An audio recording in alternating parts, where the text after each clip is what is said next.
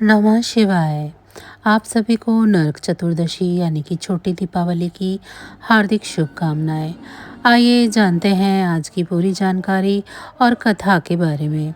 और आखिरी में सुनेंगे माता लक्ष्मी की कृपा पाने की एक बहुत ही सुंदर कहानी। छोटी दीपावली को रूप चौदस और नरक चतुर्दशी के नाम से भी जाना जाता है। आज का यह दिन शुद्ध दीपदान और पाप निवारण का प्रतीक माना जाता है। आइए अब मैं सब कुछ विस्तार से बताती हूँ। 19 अक्टूबर छोटी दीपावली के पूजन का मुहूर्त शाम 5:47 से लेकर 8:57 धार्मिक ग्रंथों के अनुसार इस दिन भगवान श्री कृष्ण की पूजा की जाती है, क्योंकि माना जाता है कि इस दिन भगवान श्री कृष्ण ने नरकासुर नाम के दैत्य का वध किया था, जिसने 16,000 कन्याओं को बंदी बना रखा था। भगवान श्री कृष्ण ने उन्हें मुक्त कराया और अधर्म पर धर्म की विजय का प्रतीक स्थापित किया। इसी कारण इसी तिथि को नरक चतुर्दशी कहा गया, यानी यह तिथि जब नरक यानी पाप से मुक्ति दिलाती है।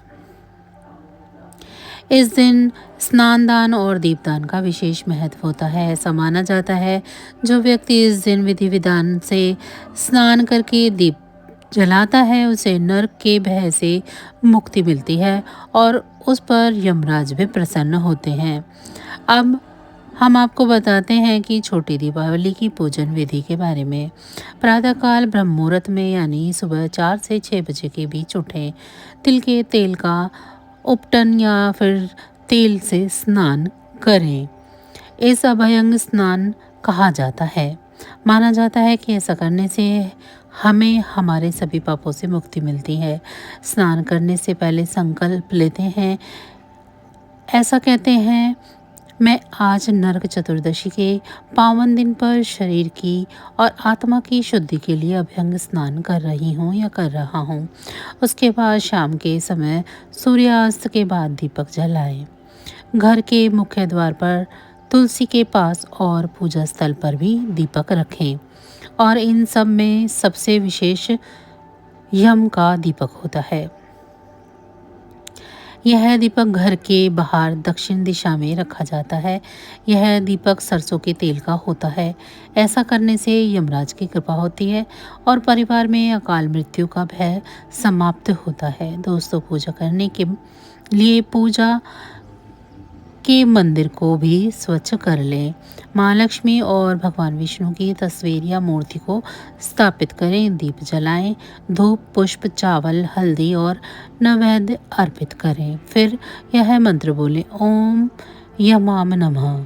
यह यमराज की शांति और कृपा पाने के लिए मंत्र है। इसके बाद भगवान श्री कृष्ण की आराधना करने के लिए बोले, ओम नमो भगवते वासुदेवाय। इसके बाद इस दिन खीर, चूड़ा, दही, तिल या गुड़ का प्रसाद बनाया जाता है। प्रसाद घर के सभी सदस्यों को खिलाएं और फिर स्वयं भी ग्रहण करें। रात को भगवान विष्णु और माँ लक्ष्मी की आरती भी करें। अब माँ लक्ष्मी की एक बहुत ही सुंदर कहानी सुनाते हैं। आशा करते हैं कि माँ लक्ष्मी हम पर भी इसी तरह की कृपा बरसाएंगी। एक बार की बात है, भगवान नारायण माता लक्ष्मी से बोले, लोगों में कितनी भक्ति बढ़ गई है, सब लोग नारायण नारायण ही करते रहते हैं। लक्ष्मी जी बोली, लोगों में आपको पाने के लिए नहीं, मुझे पाने की भक्ति बढ़ गई है। भगवान बोले, अगर ऐसा है तो लोग नारायण नारायण की जगह लक्ष्मी लक्ष्मी का जाप करते। माता लक्ष्मी ने कहा, अगर विश्वास ना हो तो परीक्षा हो जाए। भगवान नारायण एक गांव में ब्राह्मण का रूप लेकर चले गए और एक घर का दरवाज़ा खटखटाया। घर के यजमान ने दरवाज़ा खोलकर पूछा, आप कौन हैं? भगवान बोले, मैं तुम्हारे नगर में भगवान की कथा कीर्तन करना चाहता हूँ। वो बोला, ठीक है महाराज, जब तक कथा होगी तब तक आप मेरे घर पर रहना। गांव के लोग इकट्ठा हो गए और सब तैयारी कर दी गई। पहले दिन कुछ लोग आए। अब भगवान स्वयं कथा कर रहे थे तो सत्संग बढ़ गया।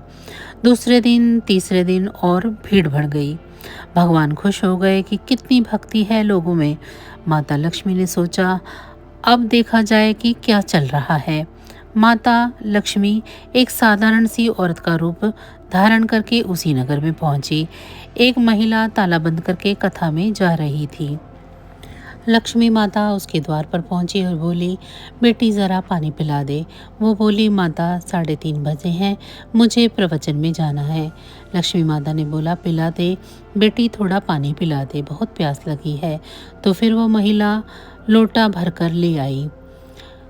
माता ने पानी पिया और लोटा वापस लौटाया। जैसे ही माता ने वो लोटा वापस लौटाया, वो लोटा सोने का हो गया। यह देखकर वो महिला अचंभित हो गई और कि यह लोटा तो स्टील का था, वापस मिला था सोने का कैसे हो गया। यह कैसी चमत्कारी महिला है। अब वो महिला हाथ जोड़कर कहने लगी, माता जी आपको भूख लगी होगी। उसने सोचा खाना खाएंगी तो थाली, कटोरी, चम्मच, गिलास सब सोने के हो जाएंगे। माता लक्ष्मी ने कहा, अरे बेटी, तुम्हें तो प्रवचन में जाना था, तुम्हारा तो प्रवचन में जाने का समय हो रहा है, वहीं जाओ। फिर वो महिला प्रवचन में गई तो सही, लेकिन उसने आसपास की महिलाओं को सारी बात बताई। अब सारी महिलाएं ये बात सुनकर बीच सत्संग से उठ गई। अगले दिन से लोगों में कथा की संख्या कम हो गई। भगवान ने पूछा, लोगों की सत्संग में आने की संख्या कैसे कम हो रही है? किसी ने कहा, अरे गांव में एक चमत्कारी औरत आई है जिसके घर दूध पीती है, गिलास सोने का हो जाता है, थाली में खाती है तो थाली सोने की हो जाती है। उसी कारण लोग प्रवचन में नहीं आते। भगवान नारायण समझ गए कि लक्ष्मी जी का आगमन हो चुका है।